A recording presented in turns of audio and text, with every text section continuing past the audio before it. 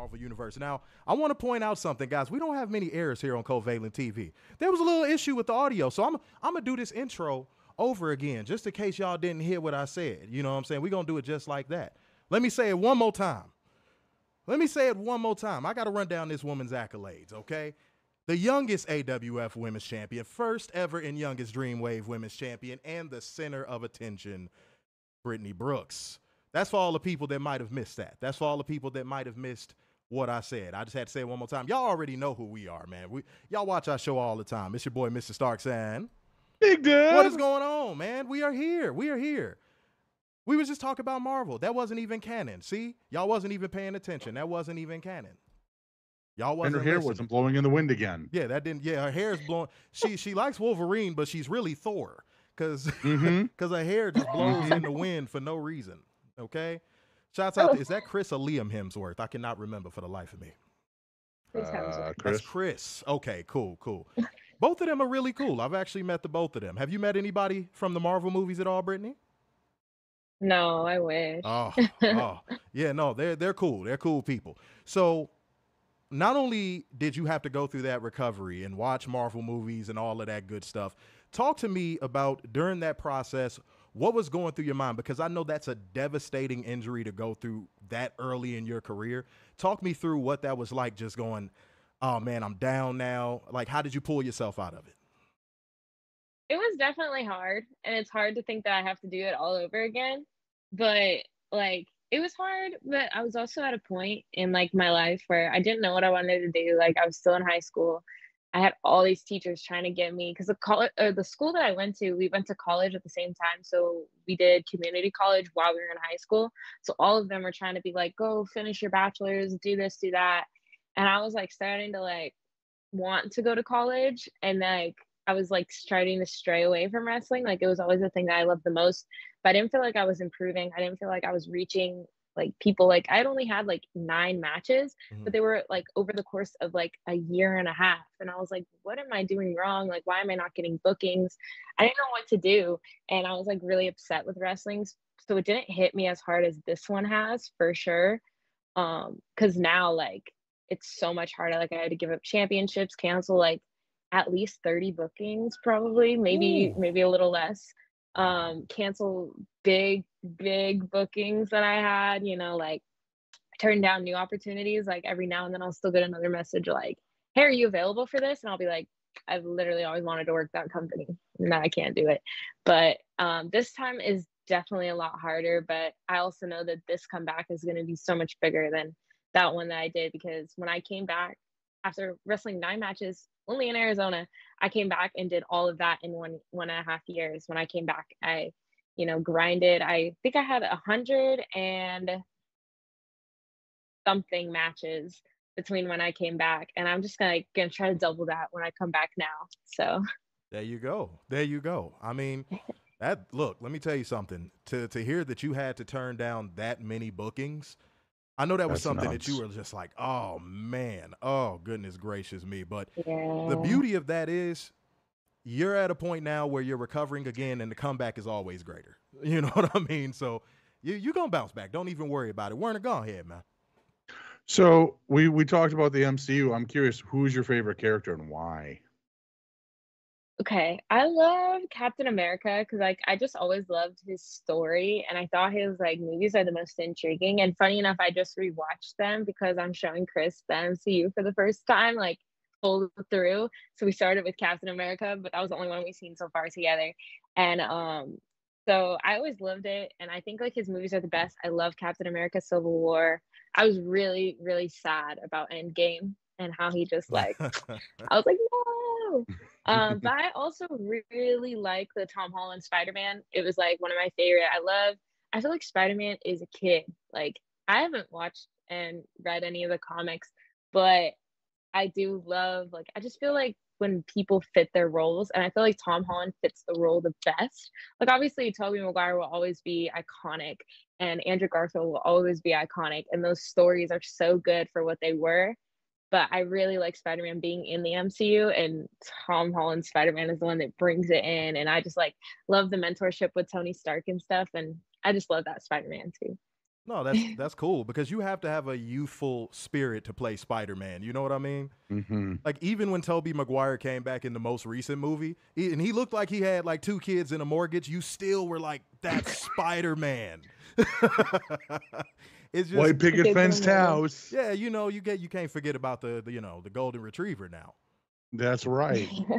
But no, that is so cool. And are there any elements of things that you watch? Speaking of which, just it could be MCU, anything. Is there any elements you pull from things that you watch that you go, I gotta find some way to incorporate that in like my wrestling character somehow? I definitely do. There's always like movies or even like older wrestling, like someone will say something and I was like, I want to say that. I want to use that. I wanted to make my character kind of based off like a combination of like the early 2000s, like super pop and like movies. So like High School Musical, I love that movie, and I would definitely wanted to incorporate a lot of Sharpay Evans, a lot of Mean Girls, and just like they're pink and like I don't know. Like I think of all these different like merch designs and stuff that are very much based on like those, but they're also very like mean girls, obviously, because it's Mean Girls. So like just make sometimes it's hard to make that what I want it to be, but nice. It's a little it's a little bit harder, but I definitely try to pull a lot from like pop culture and early 2000s, Britney Spears, all stuff like that. I do want to start like making more gear. I was just talking about this how I wanted to do like a pink Captain America like type of gear. I think that would be Oh, really cool. With like the star and everything. Definitely not like the like there's like a certain like suit that Captain America has, and I was like, I want to make that, but all in pink and like just pink tones and everything. I think it would be really cool. all right, Chris, get the paper together. Start hitting Mm-hmm. up the Marvel costume designers, and that's gonna be a birthday gift. Okay, you Yeah, she gotta wants the pink shield. all of that, all of that. Yes, that would be so iconic When if she I got comes a out, pink shield. pink sparklers. You know what I'm saying? Mm-hmm. Britney Spears comes out with it. You can afford it. You can afford it. Mm-hmm. Okay, so I would don't. dream ways be like, hey Jay, Yeah, bring out Britney Spears one day. there you go. Don't skimp now. Birthday present. Have Britney Spears come out with it. But hold on, wait. We gonna test this. We gonna see something. Hold on. Finish this lyric, okay? Oh baby, baby, how was I supposed to know? I'm ready. That something wasn't right. Yeah. There it is. God damn it. There we go. There it Singing is. career incoming. I sung Britney Spears. I am ashamed of myself. I will never do that again in life. That was only for you, Brittany. I'm never doing that again. Oh. Okay, but we love Britney Spears over here. Britney Spears does her thing, and you do your thing as well. Now, I gotta ask. When it comes to creating the character that you have now, was that something that just came easy for you based on your personality, or was that like, okay, I gotta find a way to make the most amplified version of myself?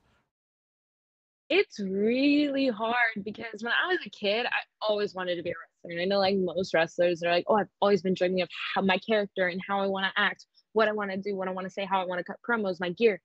I was just like, I want to be Nikki Bella. I always told myself that, and I never even thought like of anything of these. So finding a character has been really hard. I'm definitely still working on it. Like I don't even know truly. It's hard because like I started training when I was 15, 16 years old. Like I was still discovering myself. I'm still discovering myself. I just graduated last year. I just broke out on the indies. Like it's a lot of self-discovery and a lot of things like who am I as a person? And I've been going through a lot of like life experiences and even experiences like getting injured. Like that all builds you and builds your personality and help separate who you are. And then it's like turning that into Brittnie Brooks and dialing it up. Definitely it's a dialed up version of myself. But I've always been like really good with kids and just very happy. And like I'm always smiling. Like my dad always tells a story when I was really, really little. Like the first thing I ever did was smile. Like Oh, that's and just all. like I would do Aw. something and then I would smile. Like so that's definitely something that I really love to incorporate into Brittany. And like pink was always my favorite color as a kid. And then I grew up a little bit and I was like, I hate pink. It's so stereotypical for girls to like pink. So then I wore like a lot of like because I wore all my wrestling shirts and they were all black. So I was like, black goes with everything. I love black. And then once I started wrestling, I was like, pink. Like it's just such a bright color. And I want people to see Pink and think Brittnie Brooks. Because when I see Pink, I think Dolph Ziggler, right? And Mm-hmm. he was like he always used pink, or Bret Hart. Like I want to be on that list, Brittnie Brooks with that bright pink always. So I always incorporate all of that into my gear, stuff like that. So I'm gonna let Werner ask a question in 1 second, but I'm gonna give you a little something I think you might like. I'm not sure how into Barbie you are, but there was a little like cassette tape. My sister had it. It had one song on it, and it was called Think Pink. I want you to Ooh. actually go on YouTube and find that song, and I want you to message me after you listen to it and tell me if that is something you can use just one time, maybe an indie appearance or something, just one time as your theme song. Let's just see if it's I love possible. I will even pay you. I'm so down. I'm so down. I Let's love do it. it. When the new Barbie movie came out, I mean, like a lot of my character is kind of based on Barbie, but also I don't want to be so connected to an entity that already exists. Like Mhm. a lot of my logos and my font on everything, and like Brittany is blonde and wears pink, Barbie, right? Like I put myself into that category, but I was definitely told by somebody's opinion who I value very much, who knows what it takes to get to the next level. He told me I really shouldn't try to associate with something that already exists. I should create my own brand, which like Mm. I'm obviously already doing. So it's kind of like, but the shirts that funny enough do better for me are the ones that are in the Bratz font rather than the Barbie font. And like Wow. everyone loves it. And I was like, I'm not a Bratz girl. I mean, I never played with any dolls as a kid. I played with wrestling action figures, but You said, get those Bratz dolls out of here. Bring me Stone Cold. exactly. There you go. Go ahead, Werner. So you mentioned wrestling starting at 15. What was the conversation like with your parents? Like, I want to go to wrestling school. So I remember I had a fan page on Instagram, and it actually used to be the current page that I have for Brittnie Brooks. It was the Courtney Bella. Again, I was a big Bella Twins fan. So I had that page, and then one day I like posted photos of wrestlers. Like that's what I did. Like I would just post photos of wrestlers that I loved, and I would post pictures in their merch and stuff like that. Like I was obsessed.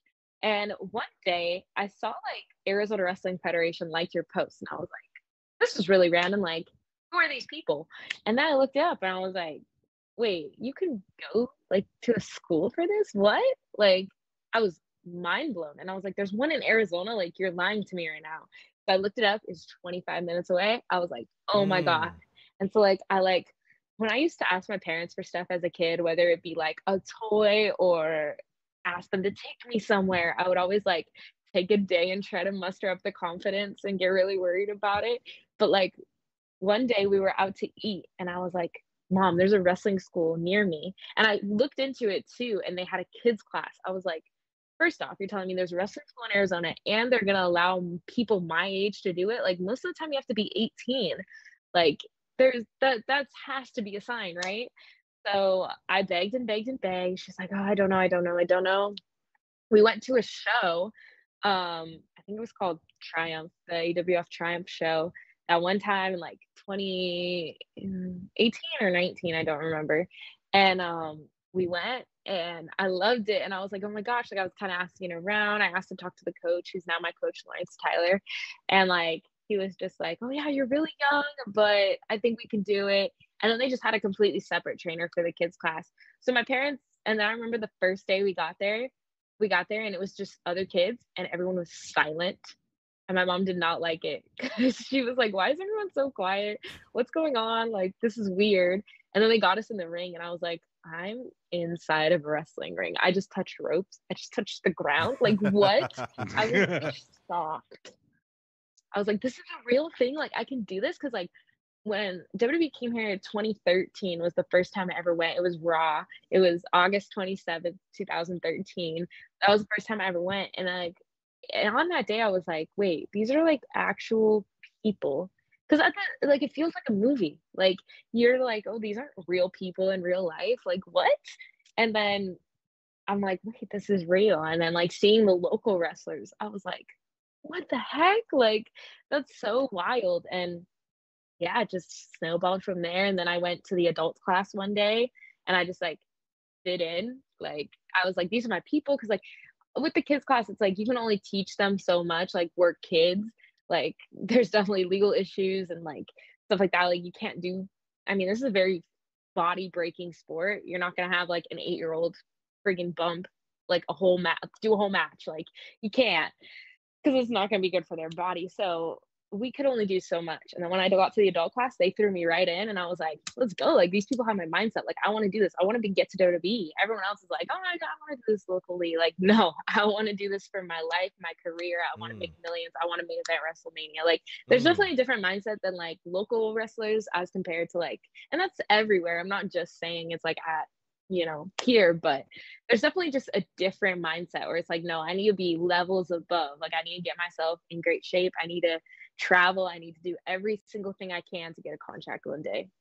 So you had that moment, and it sounds like that light switch just flipped on for you, right?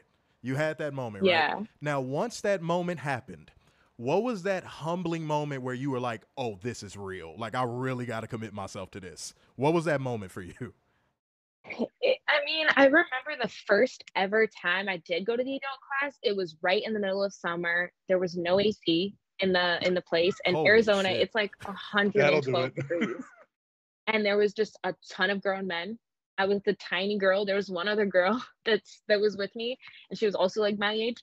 We were just tiny. We were getting bumped, like vertical suplexes from everybody in the class, like stalling. Like boom, and then snap suplexes and body slams, and then take a flip up off the top rope. I'm like, what? Like, you want me to do that on my first day? You're wild. And but I mean, it definitely. So I remember something that's so funny to me because it's so easy for me to do now. I don't want to jinx this. Maybe I'm going to be scared to do it when I come back. But but I used to be so terrified of, you know, when people get like eliminated over the ropes, like they do the backflip over the rope and then land on their feet. I was terrified to flip over that rope.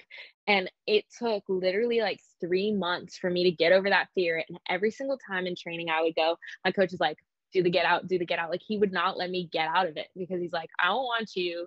Because I knew he always like, this is probably not the direction that you guys, I'm like, I always talk so much. I'm sorry. But no, go ahead. That's what you're here for. I noticed like my coach was always just like, I felt like more hard on me. Maybe it was because I was a kid and I was a girl and I was trying to do a man's sport. But it's like, and now obviously it's not a man's sport, but when I was starting, like, girls weren't really wrestling. And especially like from the school, like there's still not a lot of girls from the school. So, but he was always just a lot harder on me. But I also know that it's because he saw a potential that I didn't see in myself. So anytime that I was afraid to do the ring get outs, he would let everybody like, oh, you don't want to do it? That's fine. Go to the back of the line. He would not let me get out of doing it. And that is such a big thing because he always held me accountable and always preached accountability, like in everything. And I'm so grateful for that because then that like is how I am in my everyday life now. Like, he taught me so much about making sure you're holding yourself accountable when you go to the gym, when you're in these matches. Like, if you mess up, it's on you. Like, don't ever try to blame other people. Don't try to be like, oh, this happened because of this. Like, you could have always done better. So that's like something I take with me literally every day. And I'm so grateful for that. And I'm so grateful that he made me push through because there is a very large chance that I would have not done the stuff that I've done without him being like, you need to take these bumps right now. You need to run these ropes until they say stop. You need to do all these things that, like, I definitely didn't want it to do. Other people didn't want to do it. They didn't have to do it, but I did. And I'm very glad that I did. So I want to keep that momentum going, and then I'll let Werner ask a question because you said something really interesting. You were talking about what it took, right? So I want you to go ahead and just fast forward yourself 20 years from now and pretend that you're talking to you. Let's just put it that way. You, when you first started, what sacrifices would you speak to? What would you tell a young wrestler they need to do to get to that next level? What did they need to find within themselves? I mean, I definitely don't feel like I'm like in a position to give advice because I haven't done anything. I haven't been on TV. I haven't done the things that I know that I want to do. But like all the time, like especially now that I'm injured, I still go down to the school and I like help out in ways that I can because I know like I'm not a coach. I haven't been wrestling for very long. I haven't, but I've still I'm a little bit above somebody who's their first day on wrestling, but I would say that it takes a lot and you're gonna have to sacrifice a lot. Like the amount of times I literally cried myself to sleep because I've had a bad match because I got hurt. Like just from this injury alone, there hasn't been a day where I'm like, why was I so dumb? Like, why did I put my leg down? There would be so many things that I would be doing right now had I not done that. And it's just like a lot of mental issues. Like, there's gonna be days where you're like, dang, like I shouldn't be wrestling. Like I'm not good enough to be out there. And it's Mm, like it's really hard to think about and try to get yourself out of that mindset. Like these people are doing all this, but you can't compare yourself because comparison is the biggest thief of joy, as Chris always tells damn me. straight. He always is like, Yeah. he's always like, comparison is a big, and he's just been so helpful during all of this and so like kind to me. And just anytime I'm crying, I'll FaceTime him and he'll just be like, it's gonna be okay. Like this is happening for reasons of there's just a lot that you give up. I didn't go to my prom because I had to do a Knox Pro that day. I didn't want to though. Like there's nowhere else I'd rather be than in a wrestling ring on my prom night. There was one night when I was in Vegas for Double or Nothing weekend. I did extra work for AEW, and then I literally drove home Friday night, got 1 hour of sleep, woke up, got ready, went to my graduation, went to lunch with my friends, went straight to my wrestling show in Arizona, then drove back to Vegas in all like on 1 hour of sleep. I pulled over like 5 times Mm, and it took me like so long to get to Vegas because Vegas is only 4.5 hours from me, but it took me like 9 hours to get there because I kept pulling over to sleep because I was so exhausted. And then I had to go be at AEW again for 12 hours. And I'm like, I wouldn't trade it for the world. Like that is such like a testament. Like if imagine if I just decided, oh, I'm not gonna go back to Vegas. right. I would have missed out on such a cool opportunity and such a great story. Like I still tell that story and I'm like, that's hustle. Like you're gonna have to hustle. You're gonna get a lot of sleepless nights. Like when I was doing these shows, like the past year and a half, like there would be so many times where I wouldn't get sleep and I would literally I wake up at 5 a.m., get on the first flight out to a state, have a layover, then go to a show, like chug an energy drink, do my makeup as my music is about to start playing, like freaking out.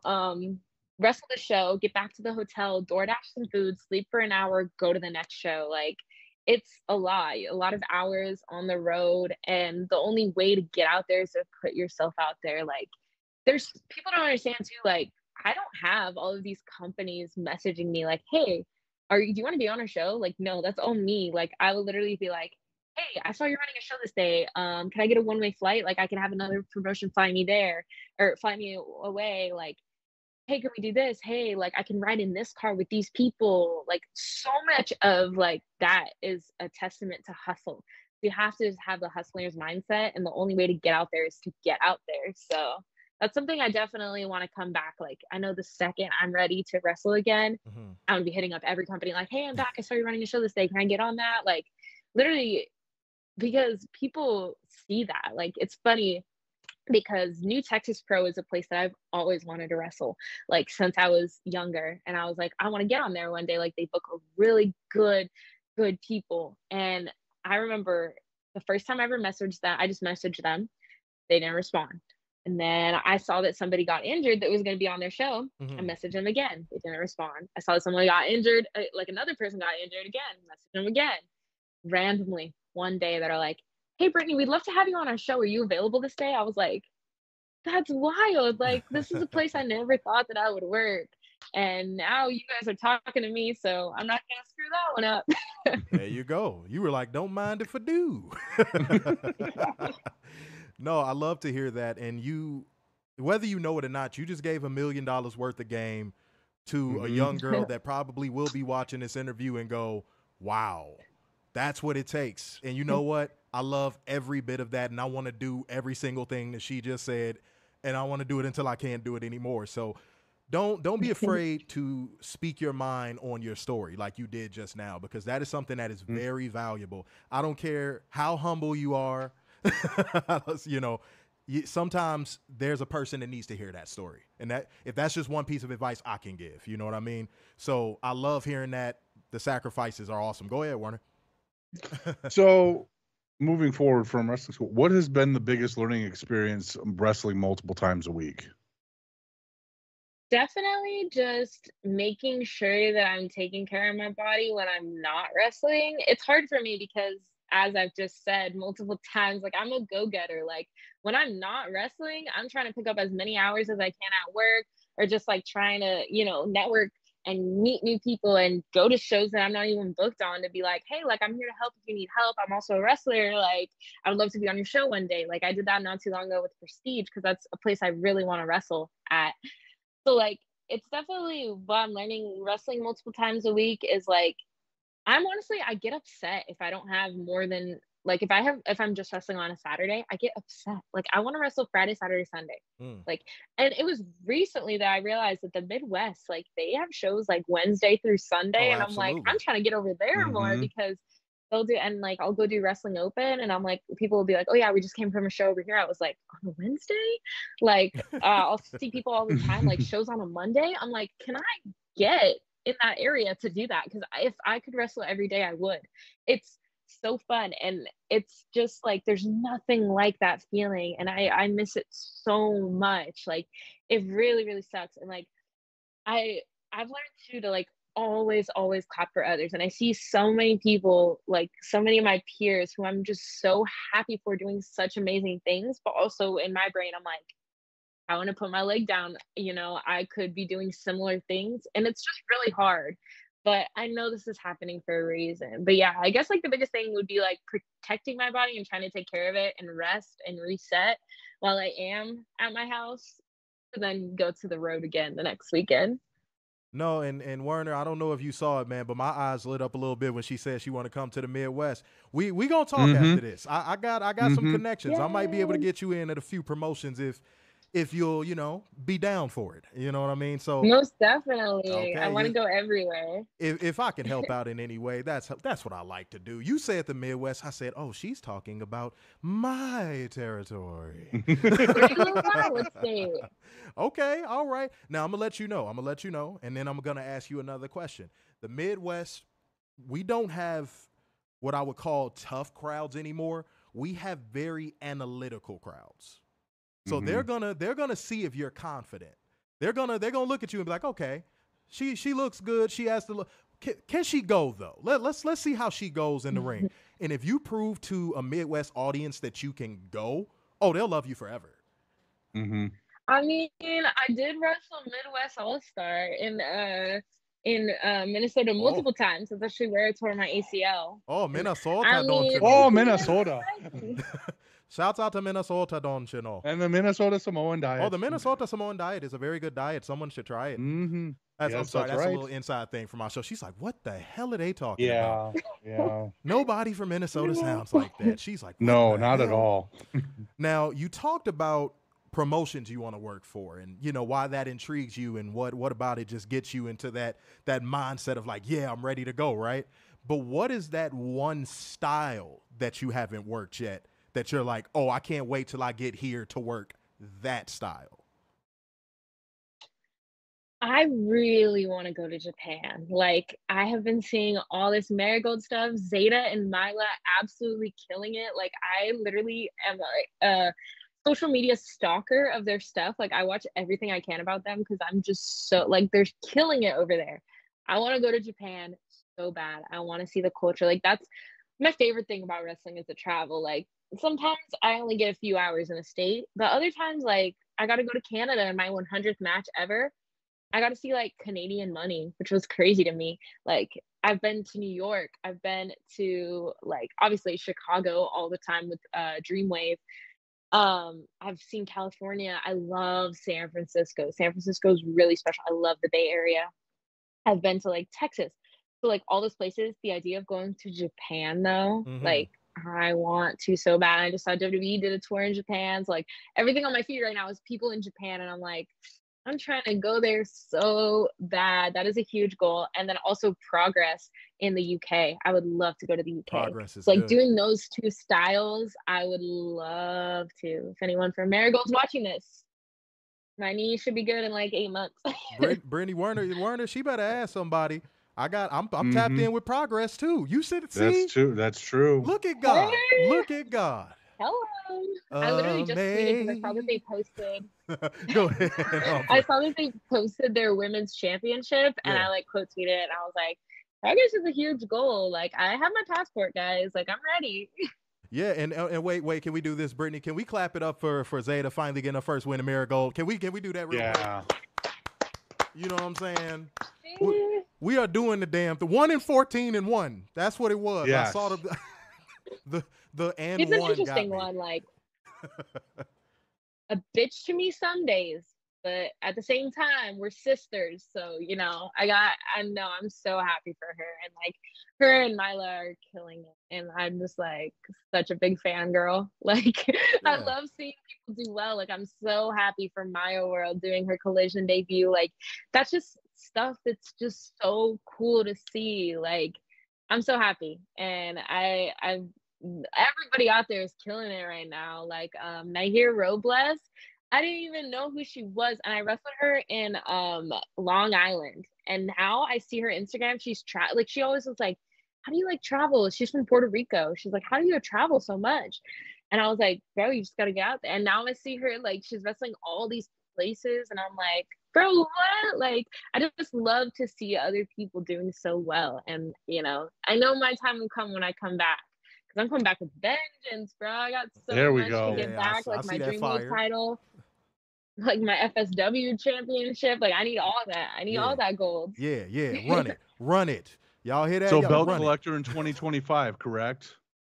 Oh, absolutely. Absolutely. WrestleMania week? Are you kidding me? In Vegas, 4 hours from my house. I don't have to fly. I'm gonna have my own car. I'm gonna go to all the shows. Well, like, do you see the hands? Do you see the confident hands? Look at the Oh. UCW? I'm just gonna sleep in the arena. Catch me on Bloodsport. Lights off. No bed sheet. 1 pillow. She don't need a pillowcase. 1 refrigerator. 2 sandwiches. That's no mayo. Bloodsport scares me. I'm not gonna lie.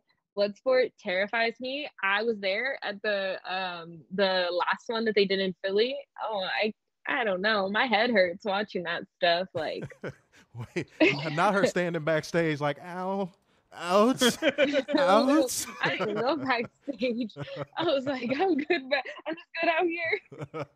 You making up body parts? Oh, my upper Galapagos. Oh, it hurts.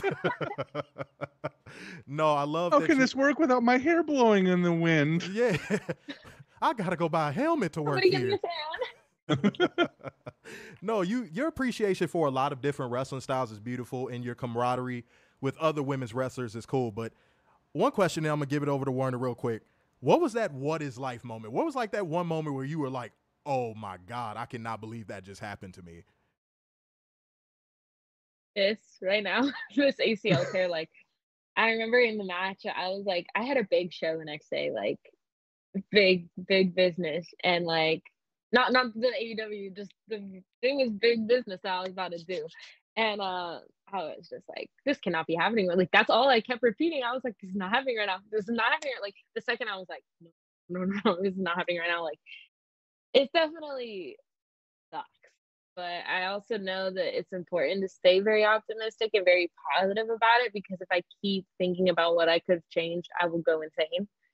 And like, it just puts more fuel in my fire to get back quicker and, you know, push through all this, and everything's going to be okay when I'm holding my Dream Life title and my FSW championship and all these championships in my hands and, you know, catching all these flights again. All the hands are back. The hands are back. I'm telling y'all, WrestleMania weekend in my backyard of Las Vegas is going to go crazy. Like, I'm coming for all the shows. Okay.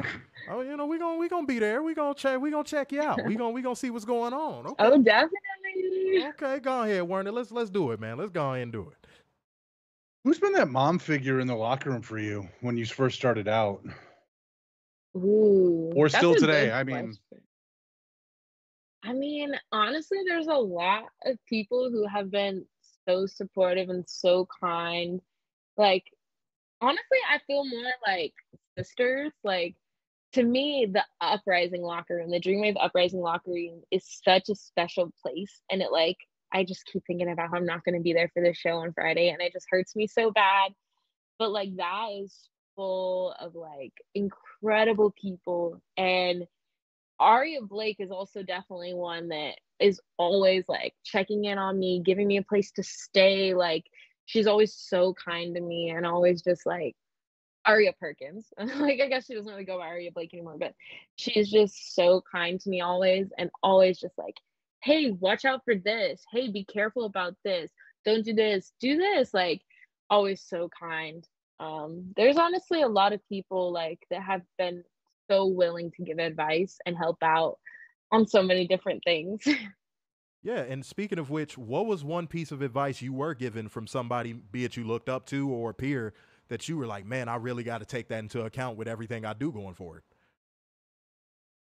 I think, like I said earlier, with the take accountability, like that my coach taught me, Lawrence Tyler, he always, every single day, like, did you do this today?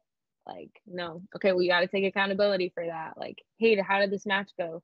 Oh, like this didn't go well, but it's your fault. And like, it's obviously there's a balance, because if you're like, oh, this is all my fault, I sucked. At the end of the day, there is two people in a match, right? Like, at the end of the day, both of y'all could have done better. But if you constantly deflect the blame onto other people, are like, oh, this match sucks because of her. Like, Mm-hmm. no, because at the end of the day, you could have made it better. Like if I was a professional, that match would not have went as bad as it was. And like obviously as wrestlers, we all have great wrestling days. We all have horrible wrestling days. We all have okay wrestling days. But I just think always being like, I fucked up is the most important thing, but not to an unhealthy level where I'm like, oh my God, I suck. Like I'm the worst wrestler ever. I shouldn't be wrestling. Like somebody take me out right now. Like if, if you were saying that, I'd be like, okay, maybe this ain't the thing for you now. Mm-hmm. No, but you having that ability to not only psych yourself out but hype yourself up is very invaluable. And I want to ask about your mindset. I mean, you've done some pretty big things so far in your career. It's been, you've done some dope stuff. So walk me through, working with AEW. Like, what was going through your head that entire day leading to that moment? So when I did AEW Dark, it was in 2022, and I had just like I've had like 2 matches back from my ACL surgery. Like I had a 6-person scramble in Arizona, then the January show. This was like right before, like, so this AEW match was like right before that. I was still like only wrestling in Arizona. Then after this match, like I don't think it was necessarily because of it. It was because I started hustling. Like I started reaching out to people more. Cause like honestly, in that locker room, like I learned a lot of like asking, like I asked a lot of people, like, how do you get out there? And she's like, I just message people. So that's definitely like what I did. I started doing after that, but I think I had like 2 or 3 matches before that. So, and I had never had any contact from any of the major companies. Like now it's so different. Like when I get AEW extra work, it's like, I could be blessed with having a match. I could be a seat filler. I could be helping out with something. I could be security. I could be medic. Like, now it's just like, oh, like, it's a part of what we do, like as independent wrestlers. But this was like the biggest thing in my life ever. Like I was like, oh my God, like, what do I do? I don't want to tell anybody. I was like so nervous. Mm-hmm. Like, I don't think I've ever been nervous for something in wrestling in my life. And then like, it was a minute squash match. But it was like I'm out in front of all these people at an arena that I grew up going to. I saw like 30 shows there at least. Like I went to concerts there. Like the Footprint Center is like my like one day when I do like hopefully when I get to do a pay-per-view for WWE or like a Raw or a SmackDown like, at the Footprint Center, that will be the most full circle moment of my life. Like I literally cannot wait for that day. But yeah, like so many nerves were going through my head, and like I also didn't know like sometimes you can go to AEW and they just won't put you in a match. Like I was like, oh my God, I'm getting a match, like what do I do? Mm-hmm. But it was also like up in the air until like a few hours before that I even had a match. So but I was freaking out, like, but now it's a lot more chill because like I've a lot of like the AEW or the TNA locker room are people that I've met on the indies and like talked to, and we're mutuals online. Like it's definitely less scary now, and I've also done like a lot of WWE extra work, so it's just like it's definitely still nerve-wracking because it's like a job interview. Like I want people to look at me and be like, oh, we should give that girl a tryout, like type stuff. But yeah, it's definitely a lot less nerve-wracking, but it's still interesting to be in the locker room, seeing these people that like I grew up loving. Yeah. Like I think once you become a wrestler, you love wrestling in a different way. You're not a fangirl. Like, I'm not going to be like, oh my God, Bryan Danielson, can you sign this thing for me? Like, because it's just a different love. Like, I want to be your peer. I want to be on your level. Obviously, I don't know. It's going to take me a really long time to get to Bryan Danielson's level, but like, you know what I mean? Like, I want to pick his brain. I want to talk about wrestling. I don't want to be like fangirling, because that's also like a professionalism thing too. Like, wrestlers, like, I would feel very uncomfortable if like someone was coming up to me in a locker room. Like, obviously not at this level yet, but if someone was coming up to me in the locker room and like, oh my God, can I take a picture? Like, obviously I love the take the picture thing. Like, I so agree. Like, I would love to get pictures with all these people, but like if someone's like kind of fangirling over me, I'm like, okay, like, you know, there's definitely a difference and like a professionalism too that goes into that. But yeah, it's different now than my first ever AEW. I was freaking out. So before I ask my next question, hit me off with the oh my God one more time. Oh my God. No. And you said something really cool that I was like, I gotta ask a question about this.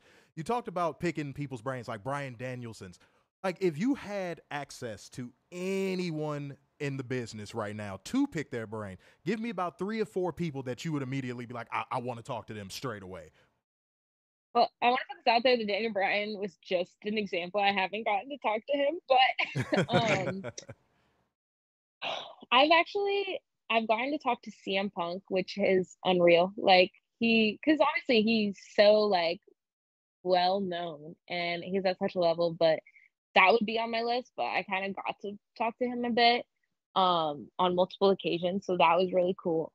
John Cena, like, obviously he is the face of WWE. Like, he is on the Mount Rushmore everyone talks about. Like, John Cena to me is also like the reason why I'm wrestling. Like, if I had not seen him the one random day when I started watching wrestling and just connected with him and bought, you know, all his t-shirts, all his sweatbands, like, he is a genius.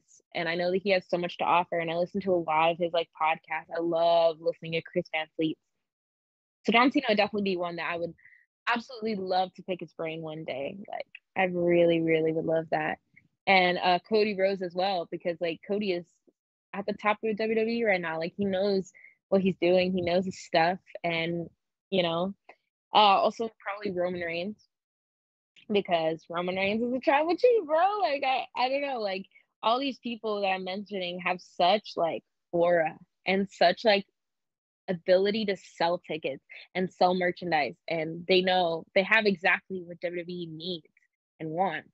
So that, and then also Rhea Ripley probably too, because like I definitely relate to her a lot, and like I love the shape that she's in. Like, she's jacked and I want to look like that.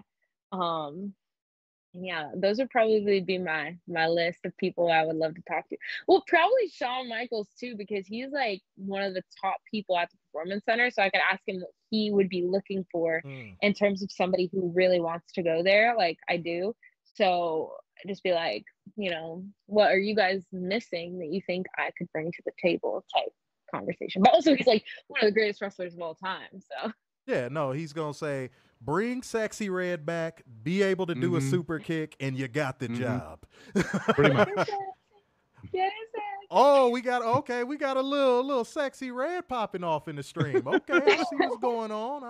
I ain't gonna say nothing. I be partying sometimes. Look, I control myself.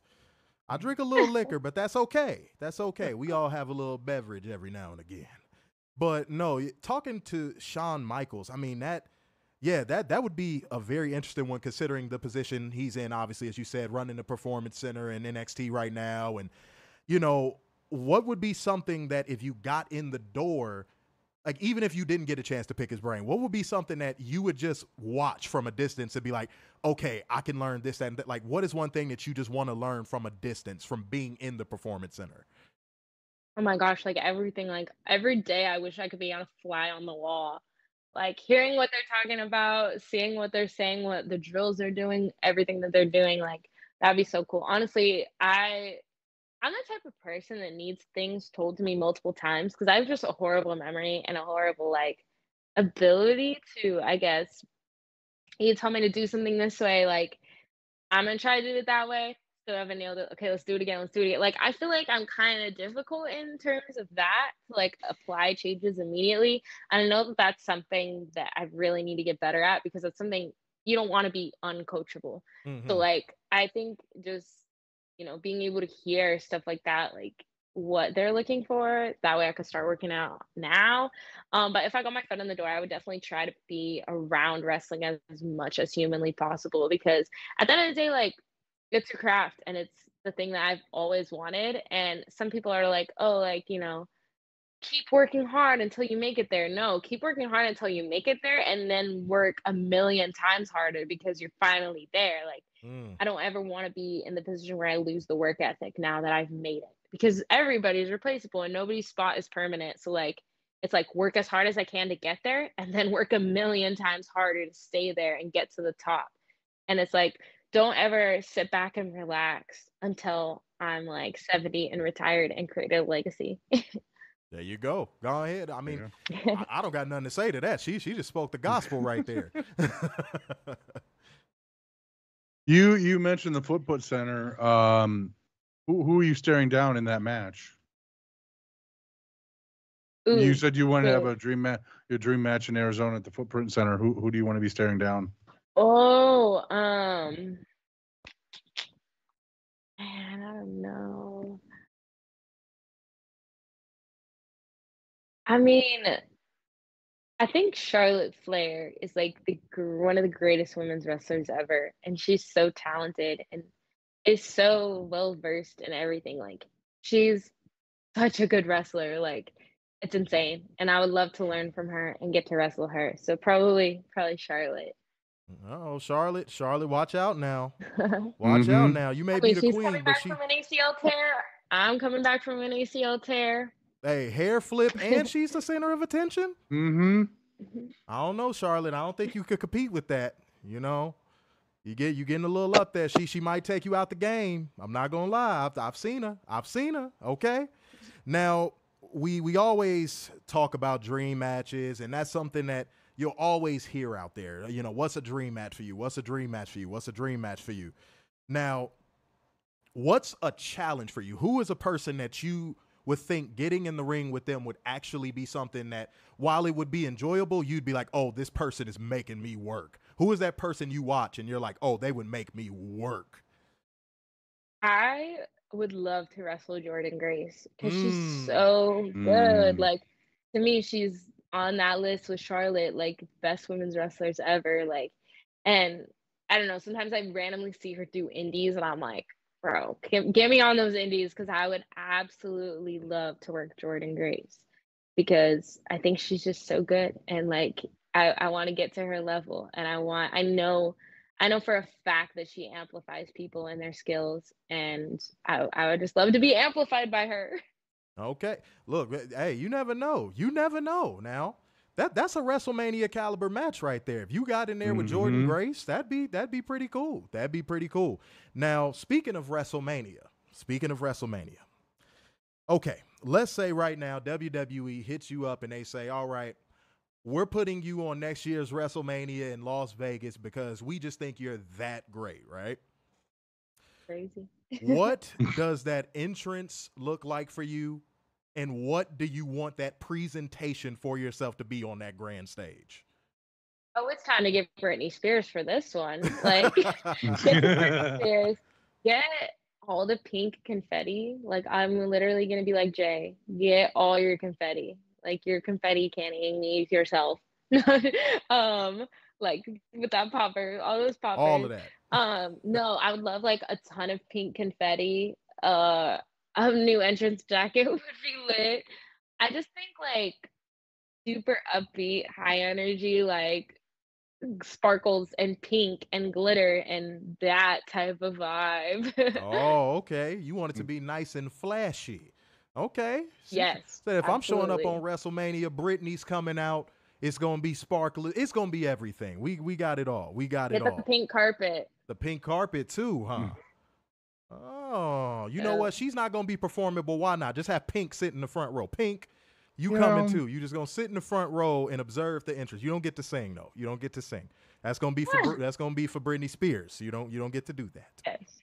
All right, but just enjoy it, Pink. Okay, be grateful. And I'm about to give you a little hell. I know you said, because I pay attention to your social media. It's almost like a little scrapbook for you, kind of, sort of. You said that recently, as you've been doing workouts and everything, Drake has been the one that's been, getting you, in the zone. Okay. Now, I gotta say it to you. I gotta say it to you. When are you gonna switch that playlist over to Kendrick Lamar because he beat him? When is it gonna happen? Now, when is it gonna happen? I don't think Kendrick beat him though. Are you lying to yourself?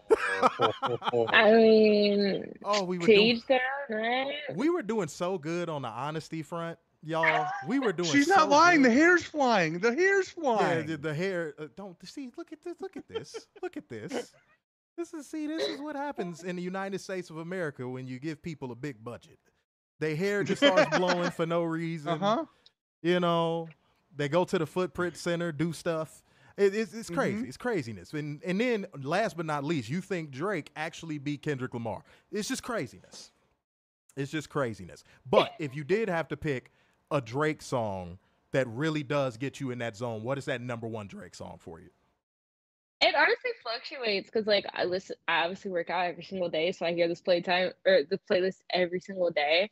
So like sometimes I'll get like tired of certain songs, but like right now Back to Back is like I love that song. Oh yeah, a part of the beef, the only beef that Drake won. Yeah, good. There you go. No, he destroyed Meek Mill on that record. I'm not gonna lie to you. That was bad. I'm still a fan of Drake in a certain way, but man, why would you pick a fight with Kendrick? I don't know. I don't know. But shouts out to Drake. Salute to you. You've always been cool to me every time I've ever ran into you, man. So salute to Drake. Warner, you got any more questions, man? Go ahead, brother.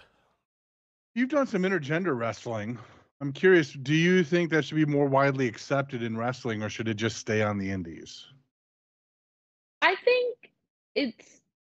think like people amplify each other. So like whether it's a male or a female or whatever, like I think it's important to wrestle everybody. So like I think it would be really cool. Like I would love to see Rhea Ripley like messing up some people, like that would be cool to see. And I remember they did the mixed tag challenge and that was always really fun.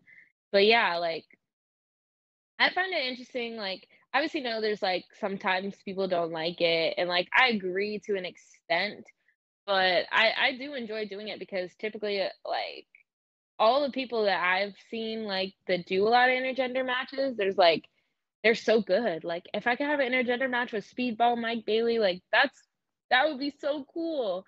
Like I know that a lot of people have gotten to do that on the indies. So I definitely think it should be something that like I genuinely do believe that Rhea Ripley could mess someone up. I know that Jordan Grace could mess someone up. Like I don't know. I think you could do it. Yeah, no, it's no reason. I mean, we've seen it done. We've seen it done at a high level. So I don't see a reason why I couldn't make a comeback, especially in today's society. I agree with you 100% on that. And honestly, this is kind of my last question to you because this is really the most important thing. What changed in your life the most once you became a pro wrestler? I think just the willingness to push myself and my dedication and my like love. Like I always loved wrestling, but like and I was like, "Oh, I want to be a wrestler." And you always say stuff until you do it and then you're like, "Oh, this is hard. This is a lot of work. This is no sleep. This is 2 knee surgeries costing thousands of dollars. This is like barely, getting by. This is traveling every single weekend, getting no sleep, missing your friends' parties. Like I didn't have a lot of friends in high school because I was like so busy and I didn't care. Like I just wanted to wrestle. Like I would rather make friends in wrestling and stuff like that. Like I just think the biggest thing that changed for me was like, all right, I need to be dedicated. Like this is what I was put on this planet to do. So I need to go all in. I need to work out every day. I need to dedicate all this time, all this energy. Like I need if I'm gonna do this, I'm gonna do this to the best of my abilities, because the worst possible thing would be to look back and be like, "Oh, I didn't give my all." And that's how I felt before I got my first injury. And I looked back and I was just like, I don't think I gave it my all. I didn't do a lot of shows. I was complacent. Like, I allowed the Arizona company to book me like maybe a few times a year. Like, and that was on me. Like, then when I came back, like, I made it a point to make sure that I know that it's in my hands and I can do everything I humanly can to be dedicated to this and to grind. Like, I think like the dedication, like, I mean, I'll go to the gym every single day. Like, there was one time when I was like, I haven't taken a rest day in 15 days. Maybe it's time to do that. Um, but it's just because like I have such a high standard and goal for myself. I know that WWE is exactly where I want to be. So if I look at those people and seeing how much work that they put in, I need to be able to do that. And I need to be able to excel in that to be at that level. So it's such a different, like, to me, WWE is so different than anything else. And I want to be ready. And I know you can never be ready, but I want to be as ready as I humanly can, as determined as I humanly can. So yeah. Oh, look at that. Look at that. That's what it's all about at the end of the day, guys. You know what I mean? You see a vision for yourself and you run towards it. You run towards it. And that's what it sounds like she was conveying there. So, guys, keep that in mind, man. If you got something you want to run towards and you really want to see it through, put in that work. Put in that work. And Werner, did you have any other questions? But we go ahead and let her get back to her listening. You just mentioned the thousands of dollars for surgery. I'm curious, how hard is it for you as an independent wrestler to get insurance? I mean, I'm still at my parents because I still live at home. Okay. It's definitely really hard though. Like, I know that there's a lot of people without it, and I know that like that's dangerous. But at the end of the day, like, if I was living off of wrestling, I don't know how I would be able to do this. Like, it's a big amount that I've paid, like that we've paid for my knees, and I'm like, I don't know how people do this. Like, you know, but it's it's just a testament to, that's again like the dedication. Like, we're willing to risk it all just to hopefully get that contract one day. So, all this stuff happens now, but I hope that there's a payoff later. No, it will be, and you have a Yeah. road ahead of you that I think is destined for a lot of greatness, because there's a light in your eyes when it comes to doing this, and that's something that I told my co-host before we even did the interview. I said it's a light in your eyes, and you really love this, and Thank you. as long as you continue to love this, you'll prosper. I'm certain of it. Just don't lose that light, don't lose that love for it. And keep working towards it, because I've seen so much of you at this point that I'm like, yeah, she's gonna be one of those ones for sure. So keep at it. I mean, keep at it. Absolutely. Thank you. No problem. No problem. All right. Well, you've had enough of our shit for the night. So I'm just gonna go ahead and ask you to go ahead and sign yourself off. Tell the people where they can find you and what's going on, anything you got going on, where they can find your merch, all that good stuff. Go ahead. Yes. So I sell 8x10 stickers and trading cards, all like through myself. So you can DM me on Instagram, which is the Courtney. Oh my gosh. I was about to. New gimmick. We're going with the personal. New gimmick. We're gimmick changing during this. The Brittnie Brooks on Instagram and TikTok. I've been doing a lot of stuff on there lately. My Twitter is at Brittnie Brooks. I can also take merch orders on there. I also have a Pro Wrestling Tees with like 9 different t-shirts. That's available at Pro Wrestling Tees. Search just Brittnie Brooks. I have a YouTube channel that I was blogging, and I have some blogs that I haven't blogged in a while, but it's still there, Brittnie Brooks. Yeah. And then you can still catch me because I'm currently the trainer for Taylor Kingsley at AWF in Arizona. So I'm doing a little bit of side manager work, passing down my knowledge to Tay Tay. So I'm still doing the Arizona shows, and the next one is August 20th in Phoenix, Arizona, I think. I don't know, maybe Cave Creek, I don't know. But yeah, it's one of those places. Check me out on Instagram to find all that information. There it is. Courtney's going to be in Arizona, ladies and gentlemen. Courtney It's coming Heel to turn Arizona. incoming. Heel turn incoming. You know what I'm saying? All black Brittnie's gear, dead. no fun, wheat bread, you name it. She's doing it all. All right. Shouts out to Courtney. All right. But y'all, it's she's like, I'll never live this down. No, it's all love, Brittnie. It's all love. All right, y'all. It's about that time to get the hell up out of here. Y'all know exactly who we are. Signing off yet again. It is your boy, Mr. Starksan. Big good. And also, Brittnie Brooks. yay! Kendrick still won. Bye, everybody.